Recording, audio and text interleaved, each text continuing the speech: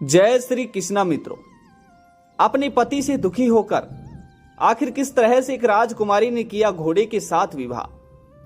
प्रिय श्रोता बंधुओं, आज का हमारा यह प्रसंग बड़ा ही ज्ञानवर्धक है। मेरा आप सभी श्रोता बंधुओं से हाथ जोड़कर निवेदन है कि आज की इस कहानी के साथ कहानी की समाप्ति तक बने रहे। दोस्तों, आज का ये प्रसंग बड़ा ही ज्ञानवर्धक और बड़ा ही मार्मिक है। आखिर किस तरह से एक राजकुमारी ने अपने पति से दुखी होकर एक घोड़े के साथ विवाह किया है, ये कहानी बड़ी ही रोचक और बड़ी ही ज्ञानवर्धक है। दोस्तों, अभी तक चैनल को सब्सक्राइब नहीं किया तो अभी इस चैनल को सब्सक्राइब कर लीजिए, क्योंकि आपका एक सब्सक्राइब हमारे लिए काफी मायने रखता है। दोस्तों, आइए आप सभी का ज्यादा समय बर्बाद ना करते हुए आज की इस कहानी को शुरू करते हैं। दोस्तों, एक बार किसी एक राज्य में धनराज नाम का एक राजा हुआ करता था। दोस्तों, और उस राज्य के राजा की रानी सुगनावती दोनों पति पत्नी बहुत प्रेम से रहा करते थे। उन दोनों पति पत्नियों के जीवन में कोई दुख कोई कष्ट नहीं था और धन की तो उनके जीवन में कोई कमी ही नहीं थी। दोस्तों, वह राजा बहुत ही धनवान और बहुत ही दानवान भी था। वह हमेशा अपनी प्रजा का ध्यान रखा करता था और अपने राज्य में कोई भी किसी भी चीज की कमी नहीं होने देता था। दोस्तों, परंतु उस राजा और रानी के जीवन में केवल एक ही चीज की कमी थी कि उनके कोई संतान की प्राप्ति नहीं थी। दोस्तों, और इसके लिए वह राजा अपने राज्य में खूब दान किया करता था, खूब गरीब लोगों की सेवा किया करता था। परंतु लाख सेवा और दान पुण्य करने के बावजूद भी उस राजा को संतान की प्राप्ति नहीं हो रही थी। प्रिय श्रोताओं, इस तरह से राजा और रानी दोनों ही बहुत दुखी थे। राजा धनराज अब हर समय चिंता में पड़े रहते थे कि आखिर मेरे संतान क्यों नहीं हो रही है, और अगर मेरे इस कारोबार को राज्य को संभालने वाला कोई राजा नहीं होगा तो मेरे राज्य को कौन संभालेगा। दोस्तों, इस तरह से राजा के दिमाग में अनेकों प्रकार के प्रश्न उठ रहे थे। अब तो राजा यह भी सोच रहा था कि अगर मेरी कोई संतान नहीं हुई तो लोग मुझे और मेरी पत्नी को ताने मार मार कर चिढ़ाएंगे। दोस्तों, इस तरह से राजा जैसे जैसे सोचता उसी तरीके से राजा दुखी होता रहता था। परंतु राजा इन बातों को कभी भी अपनी रानी को नहीं बताया करता था। दोस्तों, उसके बाद में एक दिन राज्य में एक साधु महात्मा आते हैं। जब वह संत महात्मा उस राज्य में आते हैं तो राजा का सेनापति राजा से कहता है कि महाराज, हमारे राज्य में कोई बुद्धिमान और महापुरुष संत आए हैं और मैंने लोगों के मुंह से सुना है कि वो जिसे जो आशीर्वाद देते हैं वो बिल्कुल सत्य होता है। दोस्तों, जब राजा ने अपने सेनापति के मुख से इस बात को सुनी तो राजा सेनापति से कहता है, सेनापति, हमें ऐसे महात्माओं की कोई आवश्यकता नहीं है, क्योंकि हमने पहले से ही कई सारे प्रयास किए हैं और हमारे लाख पुण्य प्रयास के बाद भी हमें कोई लाभ नहीं मिला। और तुम ही सोचो कि एक संत के किसी आशीर्वाद से कोई मनोकामना पूरी हुई है। जो काम भगवान नहीं कर सके उस काम को भला एक संत क्या करेगा। श्रोताओं, इस तरह से राजा सेनापति की बात को मना कर देते हैं। उधर पास में ही खड़ी रानी साहिबा इस बात को सुन रही थी तो रानी साहिबा सेनापति को बाद में अपने पास बुलाती है और सेनापति से उस संत के बारे में कुछ बातें पूछती है। तो रानी साहिबा उस संत के पास चले जाती हैं। दोस्तों, संत के पास जाकर जब रानी साहिबा संत को सारी बात बताती हैं और संत से कहती हैं कि महाराज, हमारे जीवन में किसी चीज की कोई कमी नहीं है, ना तो हमारे पास धन की कमी है और ना ही हमारे पास किसी और चीज की कमी है। हे संत, हमने काफी सारे दान और पुण्य भी किए हैं, हमने अपने जीवन में कभी किसी के दिल नहीं दुखाए और ना ही हमने किसी के साथ बुरा किया है, परंतु हमें इस बात का पता नहीं कि आखिर भगवान हमारे साथ बुरा क्यों कर रहे हैं। दोस्तों, अब इस तरह से रानी उस संत से कहती है तो संत रानी से साहिबा से कहते हैं कि रानी साहिबा, अगर वास्तव में ऐसी ही बात है तो लीजिए, मैं आपको एक भभूति देता हूं और इस भभूति को आज शाम को जब आप राजा और आप भोजन खाएंगे तो भोजन में मिला लेना, और इस भभूति को अगर आप भोजन में मिलाकर खाओगे तो कुछ ही महीनों में आपकी गर्भ ठहर जाएगा। दोस्तों, अब इस तरह से वह रानी उस संत के यहां से संत के द्वारा दी गई उस भभूति को लेकर आ जाती है। जब संत के द्वारा ली गई उस भभूति को लेकर रानी साहिबा महाराज के पास आती हैं और महाराज से कहती हैं कि महाराज, आज मैं एक संत जी के यहाँ गई थी और संत जी ने मुझे यह भभूति दी है। संत जी ने कहा है कि इस भभूति से आपको गर्भ ठहर जाएगा और आपको अवश्य ही कुछ महीनों में गर्भ संतान की प्राप्ति होगी। श्रोता बंधुओं, अब रानी की बात को सुनकर राजा धनराज रानी से कहता है कि प्रिय, आखिर तुम भी एक कैसी मूर्ख लोगों की जैसे बातें कर रही हो। हमने अपने जीवन में इतने दान किए हैं, इतने पुण्य किए हैं, हमने कभी किसी के साथ बुरा नहीं किया, और जो काम भगवान नहीं कर पाए भला वो काम एक संत कैसे कर सकता है। हे रानी साहिबा, आप बात को समझो। हमने भगवान से कई बार प्रयास किए हैं, लोगों के साथ अच्छा काम किया है, परंतु मुझे तो लगता है कि हमारे भाग्य में संतान की प्राप्ति है ही नहीं, और जो हमारे भाग्य में नहीं है तो उसे भगवान तो क्या कोई नहीं दे सकता। प्रिय दर्शकों, उसके बाद में फिर रानी साहिबा महाराज से कहती है कि महाराज, मैं आपकी बात को भली भांति मानती हूं, परंतु जब हमने इतने लाखों प्रयास कर लिए तो इस छोटे से उपाय को करने में हमारा क्या जाता है। श्रोता बंधुओं, उसके बाद में जैसे ही रानी साहिबा और महाराज भोजन खाते हैं तो अपने भोजन में थोड़ी थोड़ी विभूति मिलाकर दोनों ही खा लेते हैं। दोस्तों, उसके बाद में कुछ ही दिनों बाद वास्तव में रानी साहिबा को गर्भ ठहर जाता है और रानी साहिबा गर्भवती हो जाती हैं। प्रिय श्रोता बंधुओं, अब महाराज और रानी साहिबा और पूरे राज्य में खुशियां छाई हुई थी। महाराज जैसे ही इस खुशखबरी को सुनते हैं तो पूरे राज्य में मिठाइयां बंटवा देते हैं और उस संत को बुलाकर उस संत से आशीर्वाद लेते हैं और संत को कई सारा धन और दौलत देते हैं। श्रोता बंधुओं, तभी वह संत जी महाराज से कहते हैं कि महाराज, खैर मैंने आपको संतान प्राप्ति का आशीर्वाद तो दिया है, परंतु इसमें एक बात और है। दोस्तों, तब महाराज उस संत से कहते हैं कि संत जी, आखिर वो एक बात कौन सी है, आप मुझे बताइए।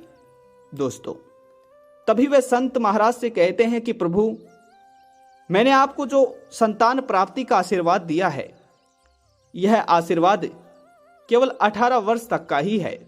दोस्तों, तभी राजा उस संत से पूरी बात को विस्तार में पूछते हैं। श्रोता बंधुओं, तभी वह संत राजा से कहता है कि महाराज, मैंने आपको जो संतान प्राप्ति का आशीर्वाद दिया है, आपकी यह संतान केवल 18 वर्ष की आयु तक ही जीवित रहेगी। श्रोता बंधुओं, तभी संत की बात को सुनकर महाराज कहते हैं कि संत जी, चलिए, आपने जो भी आशीर्वाद दिया है वो ठीक ही है, क्योंकि इस 18 वर्ष की आयु तक ही सही हमारे सिर से ये बांझ होने का कलंक तो दूर हो जाएगा। आखिर हमें कोई ये बात तो नहीं कह पाएगा कि तुम्हें कोई संतान नहीं है। दोस्तों, उसके बाद में यह कहकर संत जी वहां से चले जाते हैं। उधर महाराज और रानी साहिबा अपना पूरा ख्याल रखते हैं। कुछ महीनों के बाद ही रानी साहिबा को एक सुंदर पुत्र की प्राप्ति होती है। दोस्तों, जब रानी साहिबा को पुत्र की प्राप्ति होती है तो रानी साहिबा, महाराज और राज्य के सभी लोग बहुत प्रसन्न थे। सारे राज्य में पूरी तरह से खुशियां छाई हुई थी। महाराज अपने पुत्र होने की खुशी में खूब दान और दक्षिणा देते और अपना आधे से भी ज्यादा समय महाराज अब अपने पुत्र और अपनी रानी साहिबा के साथ बिताने लगे थे। श्रोता बंधुओं, इस तरह से कई दिनों तक चलता रहता है, कई महीनों तक चलता है। धीरे धीरे महाराज का जो पुत्र था, जो राजकुमार था, वह बड़ा होने को चला था। दोस्तों, धीरे धीरे देखते ही देखते महाराज का पुत्र पूरी तरह 9 वर्ष का हो गया था। दोस्तों, जब राजकुमार 9 वर्ष के हो गए थे तो उस समय महाराज राजकुमार को एक अच्छे से विद्वान अर्थात ज्ञानी अध्यापक के पास विद्या प्राप्त करने के लिए भेज देते हैं। श्रोताओं बंधुओं, पूरे 2 वर्ष तक राजकुमार अपनी विद्या को प्राप्त करते हैं और 2 वर्ष पूरे होने के बाद जब वह अपनी विद्या को प्राप्त कर वापस अपने महल में आते हैं तो महाराज उसके चेहरे को देखकर बहुत प्रसन्न होते हैं। अब महाराज अपना सारा समय अपने पुत्र, अपने राजकुमार के साथ बिताने लगे थे। दोस्तों, राजकुमार के प्यार ही प्यार में उसके साथ समय बिताने के बारे में और उसके साथ साथ महाराज अब इस बात को भूल चुके थे कि उनके पुत्र की आयु केवल 18 वर्ष ही है। दोस्तों, इस तरह से चलता रहता, धीरे धीरे समय कट रहा था। अब महाराज का जो पुत्र था, जो राजकुमार था, अब पूरी तरह से 18 वर्ष के होने चला था। दोस्तों, तभी महाराज सोचते हैं कि अब हमें अपने पुत्र का विवाह करना चाहिए। दोस्तों, तभी अपने पास ही के एक राज्य में एक राजकुमारी के साथ महाराज अपने पुत्र का, अपने राजकुमार का विवाह कर देते हैं। श्रोता बंधुओं, जब राजकुमार का विवाह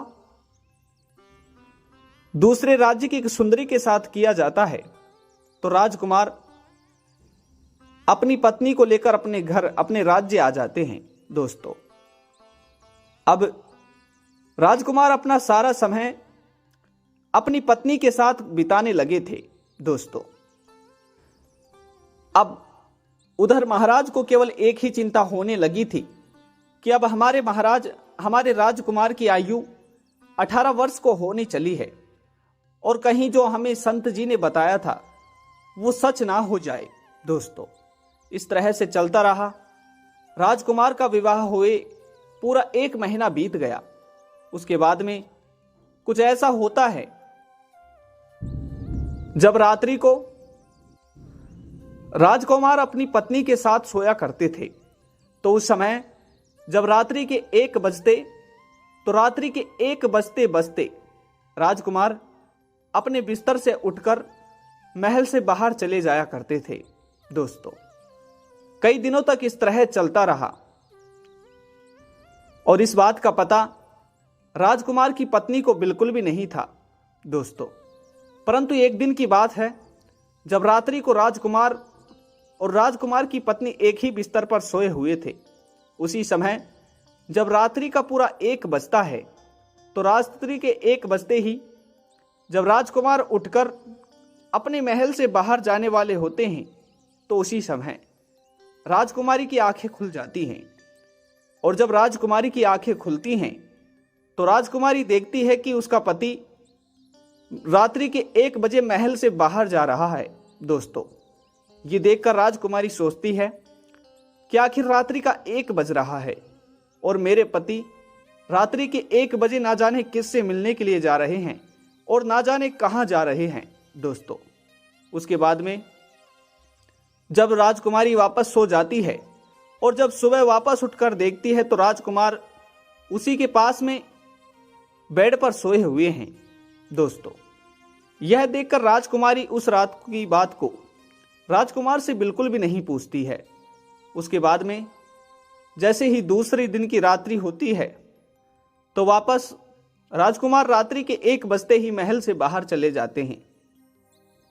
अब उस दिन भी राजकुमारी को, उस राजकुमार की पत्नी को पूरा पता था, परंतु उस रात भी राजकुमारी राजकुमार का पीछा नहीं करती है। श्रोता बंधुओं, अब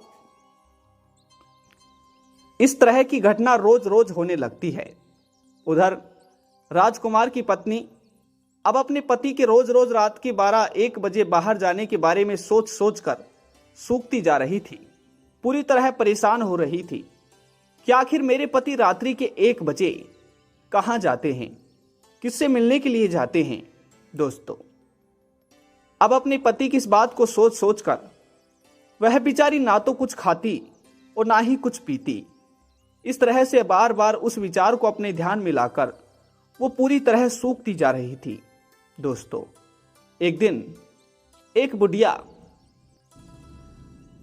राजकुमार के महल में फूल बेचने के लिए आती है।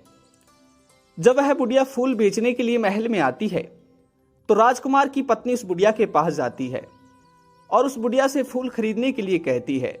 दोस्तों, तभी वह बुढ़िया राजकुमार की पत्नी से कहती है कि हे रानी साहिबा, आखिर आपने अपने शरीर की क्या हालत बना ली है। जब मैं पिछली बार फूल बेचने के लिए आई थी तो उस समय आपका शरीर पूरी तरह से अट्ठा खट्टा था, परंतु अब मैं आपको जो देख रही हूं, आपका शरीर पूरी तरह दुबला पतला हो चुका है। आखिर क्या बात है? आप ऐसी कौन सी बात है जिसके बारे में बहुत ज्यादा सोच रही हो? क्या आपको कोई दुख है? दोस्तों, कुछ समय के लिए तो राजकुमारी उस फूल वाली को कुछ नहीं बताती है और थोड़ी ही देर बाद राजकुमारी इस फूल वाली से कहती है, माँ जी, आखिर मैं आपको क्या बताऊं। रोज रात्रि को 1 बजे मेरा पति किसी से मिलने के लिए जाते हैं और मुझे इस बात का पता नहीं है कि आखिर वो कहां जाते हैं। दोस्तों, जब वो फूल बेचने वाली इस बात को सुनती है तो फूल बेचने वाली राजकुमार की पत्नी से कहती है, हे रानी साहिबा, अगर ऐसी ही बात है तो मैं आपको एक छोटा सा उपाय बताती हूं। इस तरह से आपको पता चलेगा कि आखिर वो रात्रि को कहां जाते हैं। दोस्तों, तभी वह फूल बेचने वाली राजकुमारी से कहती है, राजकुमारी, आज रात्रि को आपको पूरी रात जगना है और जब आज रात्रि को आप पूरी रात जगोगे और जब आपके पति अर्थात राजकुमार घर से बाहर जाने लगे तो उसी समय आपको अपने कपड़ों को बदल लेना है और अपने कपड़ों को बदलकर आपको राजकुमार का पीछा करना है और आप खुद ही आज रात्रि में देख लेना कि राजकुमार आखिर किससे मिलने के लिए जाते हैं। दोस्तों, अब जिस तरह से उस बुढ़िया ने कहा, उसी तरीके से राजकुमारी रात्रि को करती है। आज रात्रि को राजकुमारी बिल्कुल भी नहीं सोती है और जब रात्रि का पूरा 1 बजता है तो वह राजकुमार की पत्नी देखती है कि राजकुमार वहां से उठकर महल से बाहर जा रहे हैं। दोस्तों, उसी समय झटपट से रानी साहिबा उठती हैं और राजकुमार की पत्नी उठकर अपने कपड़ों को बदल लेती है और अपने वस्त्रों को बदलने के बाद राजकुमार के पीछे पीछे चलने लगती हैं। दोस्तों, थोड़े ही आगे चलकर राजकुमार की पत्नी देखती है कि उसका पति एकदम से घोड़ा बन गया है। दोस्तों, जैसे ही इस दृश्य को राजकुमारी की पत्नी देखती है तो वह एकदम से परेशान हो जाती है कि आखिर ये क्या है। ये तो मेरे पति हैं, परंतु ये एकदम से घोड़ा क्यों बन गए। दोस्तों, थोड़ी ही देर बाद राजकुमारी वापस जाकर अपने बेड पर सो जाती है। उसके पीछे पीछे राजकुमार भी आकर वापस उसके बेड के पीछे बैठ जाते हैं। दोस्तों, अब वापस सुबह हो जाती है। राजकुमारी राजकुमार से कुछ नहीं पूछती है। जैसे ही वापस दूसरे दिन की रात्रि होती है और राजकुमार वहां से उठकर वापस जाने लगते हैं तो आज राजकुमार की पत्नी राजकुमार का पीछा करते करते उसके साथ महल के बाहर चले जाती है। अब महल के बाहर जाते ही राजकुमार की पत्नी रानी राजकुमार को आवाज लगाकर रोक लेती है। दोस्तों, राजकुमार जब पीछे मुड़कर देखते हैं तो वह देखते हैं कि उनकी पत्नी उनके पीछे खड़ी है। दोस्तों, तभी राजकुमार अपनी पत्नी से कहता है, प्रिय, आखिर तुम यहां क्यों आई हो?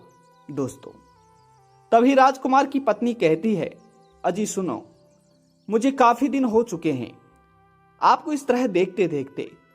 आप रोज रात्रि को 12-1 बजे महल से उठकर बाहर आ जाते हो, और कल तो मैंने बहुत ही अचानक डरावना दृश्य देखा।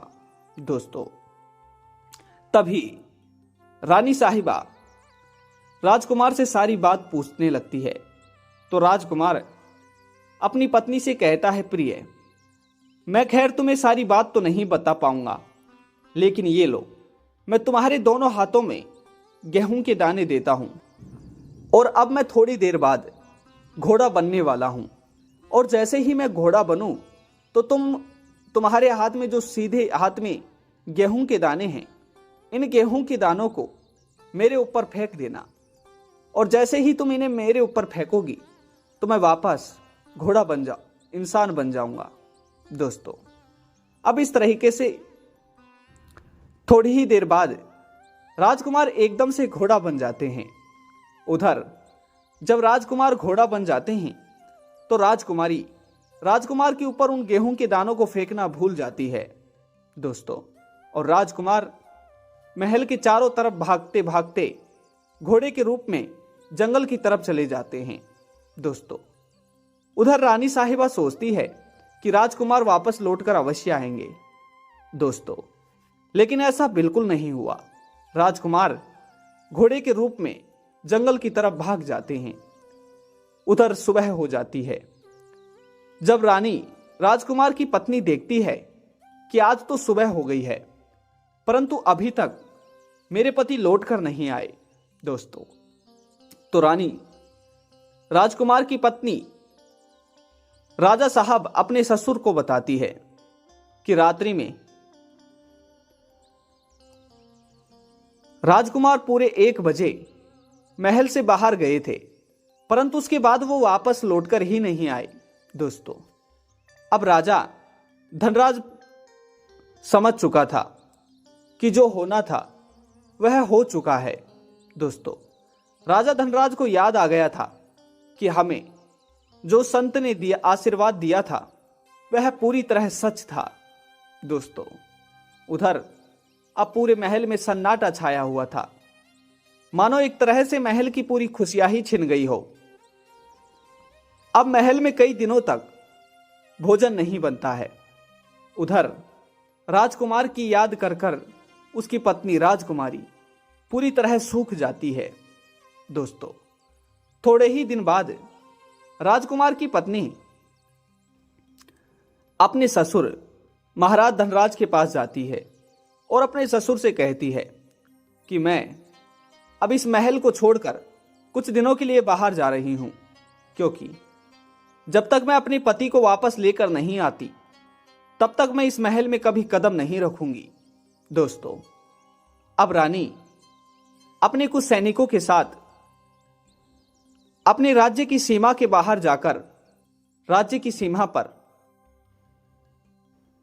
भोजन बनाने की रसोई लगा लेती है और सब लोगों से कहती है कि जो भी हमारे यहां आकर हमें कोई अच्छी बात बताएगा, उन्होंने आज क्या देखा उसके बारे में बताएगा, तो उन्हें मैं भरपेट भोजन खिलाऊंगी और उनकी जो भी मनोकामना होगी उनकी मनोकामना को पूरी करूंगी। दोस्तों, इस तरह से अब राजकुमार की तलाश में राजकुमार की पत्नी राज्य की सीमा के बाहर भोजन की रसोई लगा लेती है, भंडारा लगा लेती है।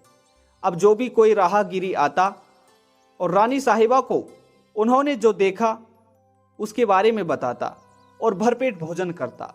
दोस्तों, इस तरह से काफ़ी समय बीत जाता है और समय बीतते बीतते कुछ महीने बीत जाते हैं। श्रोता बंधुओं, उधर जो फूल वाली औरत थी जो रानी साहिबा को फूल बेचने के लिए आया करती थी, उधर फूल वाली औरत एक दिन अपने घर पर बैठकर अपने पोते को खिला रही थी। उसी समय उसके बहू और बेटे उसके पास आते हैं और उसके पास आकर उसके बहू और बेटे उससे कहते हैं कि माँ, हम किसी काम के लिए शहर जाकर आते हैं, तब तक आप हमारे बच्चे का ख्याल रखिएगा। दोस्तों, उधर फूल वाली औरत के बेटा और बहू किसी काम के लिए वहां से चले जाते हैं और वह अपने पोते को अपने साथ खिलाने लगती है। दोस्तों, वह जो फूल वाली औरत थी उसे पान खाने का बहुत शौक था। दोस्तों, इस तरह से काफी समय बीत जाता है, उसके बहू और बेटे वहां पर नहीं आते हैं, परंतु उसे पान खाने की तलब बहुत लगी हुई थी। तो वह बुढ़िया अपने पोते को अपने घर में खटिया पर बिठा देती है और अपने पोते को अकेले छोड़कर वह पान लेने के लिए पान की दुकान पर चले जाती है। श्रोता बंधुओं, उधर जब उस बुढ़िया के बहू और बेटे वहां पर आकर देखते हैं कि उनका बच्चा वहां पर अकेला बैठा हुआ है और उनकी मां पान खाने के लिए दुकान पर चली गई है, तो दोस्तों वो दोनों पति पत्नी अपने बच्चे को झट से उठाते हैं और जैसे ही उनकी मां, वह फूल वाली औरत, वह बुढ़िया वहां पर आती है तो उसे उसका बेटा बहुत डांटता है और उसे उसके घर से निकाल देते हैं। कहते हैं, किस तरह से आप हमारे बच्चे को किसी दिन मार कर छोड़ोगी, क्योंकि जिस तरह से आज आपने हमारे बच्चे को अकेला छोड़कर पान खाने के लिए पान की दुकान पर गई हो, ना जाने कितनी बार आपने हमारे बच्चे को इस तरह अकेला छोड़ा होगा। दोस्तों, अब इस तरह से कहकर उस बूढ़ी औरत के बहू और बेटे उसे घर से बाहर निकाल देते हैं। श्रोता बंधुओं, अब वह बेचारी बूढ़ी औरत दर दर की ठोकर खाने लगी थी। उसे आंखों से बिल्कुल निरंद कुछ भी नहीं दिखाई देता था। बेचारी अब इधर उधर घूमती रहती, भूखी प्यासी घूमती रहती। उसे रात्रि को भी कुछ नहीं दिखाई देता था। दोस्तों, धीरे धीरे इस तरह से वह बेचारी अपने दिनों को काटने लगी। एक दिन रात्रि का समय हो रहा था। उसी समय वह बुढ़िया एक रास्ते में बैठी हुई थी। तभी बुढ़िया सोचती है कि मुझे भूख बहुत लगी है और मुझे भोजन भी करना है, परंतु पता नहीं आखिर मैं कहां पर भोजन करूंगी। या तो मुझे वापस अपने घर जाना चाहिए, जिससे मेरे बहू बेटे मुझ पर तरस खाकर मुझे भोजन तो खिला देंगे। दोस्तों, परंतु वह बुढ़िया सोचती है कि आखिर मैं अपने घर जाऊं तो कैसे जाऊं, क्योंकि मुझे तो आंखों से कुछ दिखता है नहीं, सहारा कोई लाठी मेरे साथ है नहीं। दोस्तों, तभी उस रास्ते से एक गाय गुजर रही थी। तो वह बुढ़िया सोचती है कि इस गाय के पीछे पीछे मैं भी चलती हूं, पता नहीं इस गाय की वजह से मैं किसी के घर ही पहुंच जाऊं, जिसकी वजह से मुझे भरपेट खाना तो मिल जाएगा। श्रोता बंधुओं, अब वह बुढ़िया उस गाय के पीछे पीछे चलने लगती है। काफी आगे चलकर एक पहाड़ आ जाता है। जैसे ही वह गाय उस पहाड़ के बीच में जाने लगती है तो वह बुढ़िया उस गाय की पूंछ को पकड़ लेती है और श्रोता बंधुओं, वह गाय एकदम से पाताल लोक में चले जाती है। श्रोता बंधुओं, जैसे ही वह बुढ़िया गाय के पीछे पीछे पाताल लोक में पहुंच जाती है तो बुढ़िया देखती है कि पाताल लोक में हर तरफ चमचमाती बिजली और दीपक जल रहे थे। पाताल लोक में भिन्न भिन्न प्रकार के सोना और चांदी जेवरात पड़े हुए थे। श्रोता बंधुओं, यह सब देखकर वह बुढ़िया दंग रह चुकी थी। तभी बुढ़िया पूरी तरह डर जाती है और डरने के बाद में वह एक पत्थर के पास में जाकर छिप जाती है। श्रोता बंधुओं, तभी बुढ़िया पत्थर के पास छिपकर देखती है कि उसी पाताल लोक में दो कुएं हैं और उन दोनों कुओं में पानी है। तभी एक घोड़ा आता है और एक घोड़ा आकर एक कुएं में कूद जाता है। कुएं में कूदने के बाद में वह घोड़ा एकदम से एक सुंदर पुरुष बन जाता है। श्रोता बंधुओं, वह बुढ़िया देख रही होती है कि वह सुंदर पुरुष कोई और नहीं बल्कि उसके ही राज्य का राजकुमार है। श्रोता बंधुओं, तभी ये सब देखकर उस बुढ़िया की आंखें फटी की फटी रह जाती हैं। उसकी भूख प्यास सब मिट जाती है।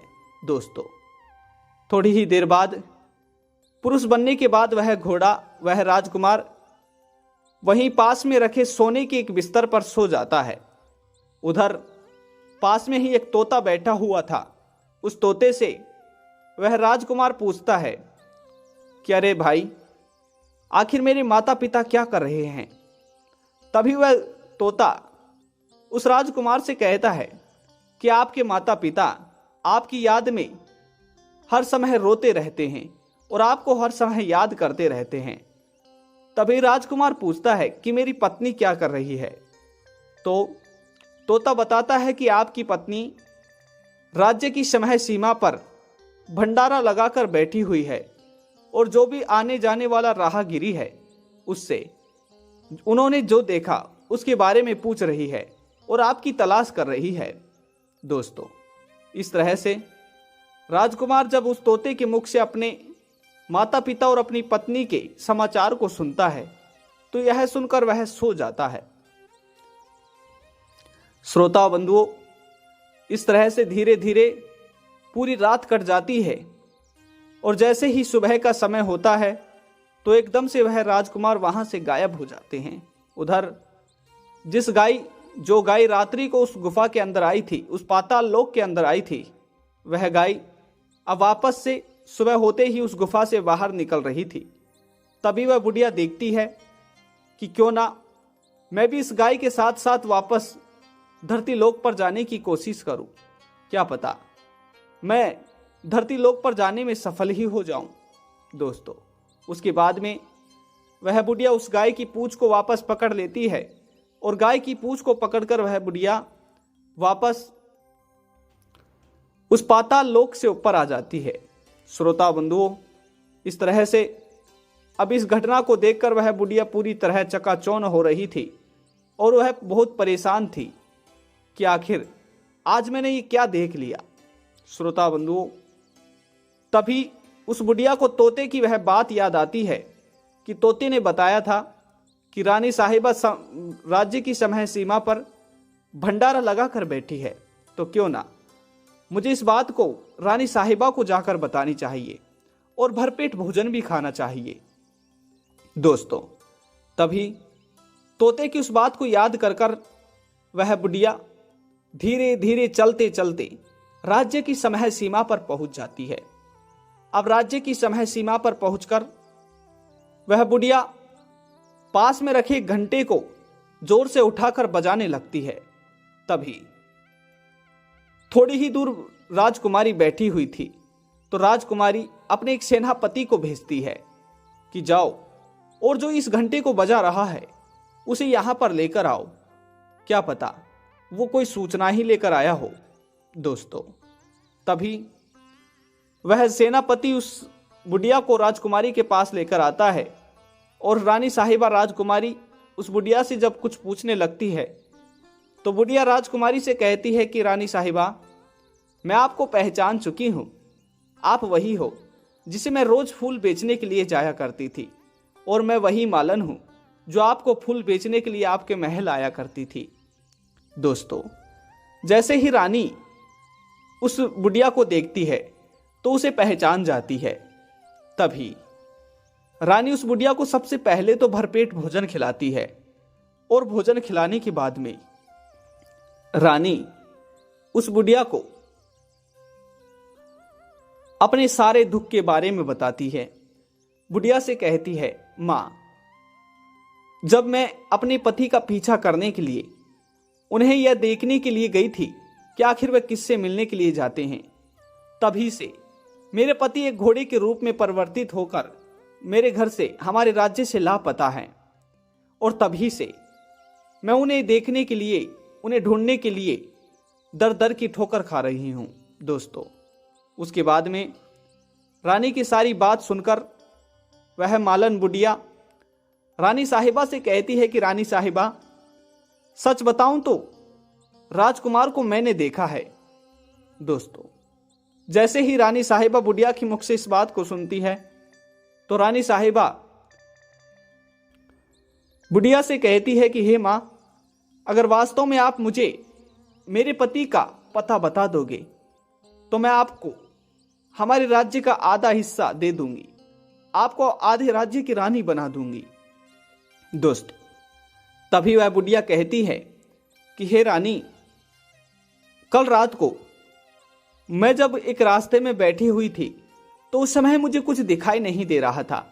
तभी एक गाय पास होकर गुजर रही थी, तो मैं उस गाय की पूंछ को पकड़कर उसके पीछे पीछे चलने लगी। रानी साहिबा, तभी वह गाय पाताल लोक में चली गई, और जब वह गाय पाताल लोक में चली गई तो मैं भी उसके पीछे पीछे पाताल लोक में ही पहुंच गई। हे रानी साहिबा, जब मैंने पाताल लोक में जाकर देखा तो मैंने देखा कि एक घोड़ा जो एक कुएं में कूदने के बाद, स्नान करने के बाद एक पुरुष के रूप में परिवर्तित हो गया, और वह कोई और नहीं बल्कि हमारे राजकुमार ही थे।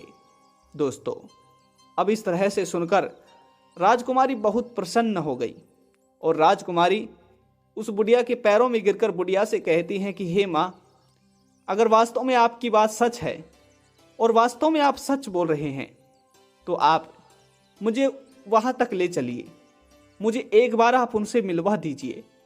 मैं आपका ये छोटा सा एहसान कभी जिंदगी भर नहीं भूलूंगी। मैं सदा सदा के लिए आपकी आभारी रहूंगी, और मैं आपसे वादा करती हूं कि मैं अपने राज्य का आधा हिस्सा आपके नाम कर दूंगी। दोस्तों, अब रानी की, राजकुमारी की ऐसी बातों को सुनकर बूढ़ी मां सोचती है कि हे बेटी, मैं तुम्हें वहां तक पहुंचा तो दूंगी, परंतु वहां का खतरा बहुत है। कहीं वहां तक पहुंचने में हमें कोई चोट आ गई या फिर वह रास्ता हमारे लिए घातक पड़ गया तो हमें बहुत बड़ी भूल का सामना करना पड़ सकता है।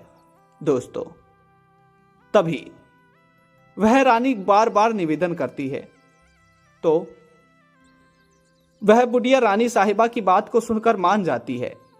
तभी बुढ़िया कहती है कि हे रानी, जैसे ही आज रात का समय होगा तो मैं आपको पाताल लोक में जरूर लेकर चलूंगी। दोस्तों, तभी जैसे ही रात्रि का समय होता है तो वह बुढ़िया और वह रानी उसी रास्ते में जाकर बैठ जाती हैं, और थोड़ी ही देर बाद जैसे ही वापस वह कपिला गाय आती है तो वह कपिला गाय आते ही रानी और वह बुढ़िया उस कपिला गाय के पीछे पीछे चलने लगते हैं। दोस्तों, चलते चलते वह रानी और बुढ़िया पहाड़ों के बीच में पहुंच जाते हैं, और पहाड़ों के बीच में पहुंचकर वे पाताल लोक में पहुंच जाती हैं। दोस्तों, अब जैसे ही रानी साहिबा पाताल लोक में पहुंचती है तो वह वास्तव में देखती है कि पाताल लोक में चारों तरफ चकाचौंध हो रही थी। चारों तरफ दीपक और बाती जल रहे थे। पास ही में सोने का बिस्तर लगा हुआ था। दोस्तों, अब यह देखकर रानी को उस बुढ़िया की बातों पर पूरा विश्वास होने लगा था। अब रानी सोच रही थी कि वास्तव में इस बुढ़िया ने, मुझे लगता है कि सच ही कहा है। दोस्तों, थोड़ी देर बाद रानी साहिबा और वह बुढ़िया एक पत्थर के पास जाकर छिप जाते हैं। दोस्तों, तभी बुढ़िया के कहने के अनुसार एक घोड़ा आता है, और वह घोड़ा आकर वहीं पास में मौजूद एक कुएं के अंदर कूद जाता है। दोस्तों, कुएं के अंदर कूदने के बाद वह घोड़ा एक पुरुष के रूप में परिवर्तित होकर बाहर निकलता है। वह पुरुष कोई और नहीं बल्कि उस रानी का पति ही था। दोस्तों, जैसे ही अपने पति को उस कुएं से निकलता देखती है तो रानी पूरी तरह से प्रसन्न हो जाती है। दोस्तों, लेकिन वह रानी वहां से छिपकर उस राजकुमार को देख रही थी। दोस्तों, अब स्नान करने के बाद राजकुमार वहीं सोने के बिस्तर पर लेट जाते हैं। तभी वहीं पास में बैठा एक तोता राजकुमार से कहता है, हे राजकुमार, मुझे आपकी एक बात समझ नहीं आ रही। तभी तोता कहता है, हे राजकुमार, इतने दिन हो चुके हैं, क्या अब आप अपनी पत्नी से मिलने के लिए नहीं जाओगे? क्या आप अपने माता पिता से मिलना नहीं चाहते? दोस्तों, तभी राजकुमार तोते की इस बात को सुनकर हंसने लगते हैं और तोते से कहता है, अरे भाई, खैर, तुमने बात तो सही कही है, परंतु मैं जो आज इस घोड़े के रूप में हूं, ये मेरे माता पिता और मैं अपनी पत्नी की गलती की वजह से ही हूं।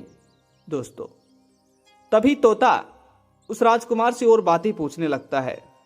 तो राजकुमार कहता है कि जिस समय मैं घोड़े के रूप में परिवर्तित हुआ था, तो मैंने अपनी पत्नी के दोनों हाथों में गेहूं के दाने दिए थे और मैंने अपनी पत्नी से कहा था कि जिस समय मैं घोड़ा बनूं, तुम उसी समय फटाक से अपने हाथों में रखे दोनों गेहूं के दानों को फेंक देना, जिससे मैं वापस मनुष्य बन जाऊंगा और मैं पूरी तरह से श्राप मुक्त हो जाऊंगा। लेकिन मेरी पत्नी ने मेरे ऊपर उन गेहूं के दानों को नहीं फेंका, जिसकी वजह से मैं अभी तक घोड़ा ही बना हुआ हूं और मैं जानबूझकर अपने महल वापस नहीं जा सकता। दोस्तों, तभी राजकुमार उस तोते से कहता है, भाई, कभी भी पत्नी को इन 3 चीजों के बारे में नहीं बताना चाहिए। पहला, कभी भी पत्नी को अपने अपमान के बारे में नहीं बताना चाहिए। दूसरा, कभी भी पत्नी को अपने किसी गुप्त रहस्य के बारे में नहीं बताना चाहिए। तीसरा, कभी भी पत्नी को अपनी किसी कमी के बारे में नहीं बताना चाहिए। श्रोता और बंधुओं, इस तरह से राजकुमार उस तोते को ये 3 बातें भी बताते हैं। तभी पत्थर के पीछे छिपी हुई राजकुमारी राजकुमार के सामने आ जाती हैं और राजकुमार को गले लगाकर रोने लगती हैं। दोस्तों, तभी राजकुमार राजकुमारी को अपने गले से हटा देता है और 2 कदम पीछे हट जाता है और राजकुमारी से कहता है कि तुम मुझसे दूर रहो। दोस्तों, तभी राजकुमार अपने पति से बहुत माफी मांगने लगती है, अपने पति के पैरों में गिरने लगती है और उनसे बार बार महल में वापस चलने का निवेदन करने लगती है। दोस्तों, इस तरह से काफी समय बीत जाता है। तभी राजकुमार रानी से कहता है कि तुम्हारी गलती की वजह से मैं आज यहां हूं और तुम्हारी गलती की वजह से मुझे कई महीनों तक घोड़े के रूप में बने रहने पड़ा है। दोस्तों, तभी रानी साहिबा वह राजकुमार से कई समय तक विनती करती है और बार बार विनती करने की वजह से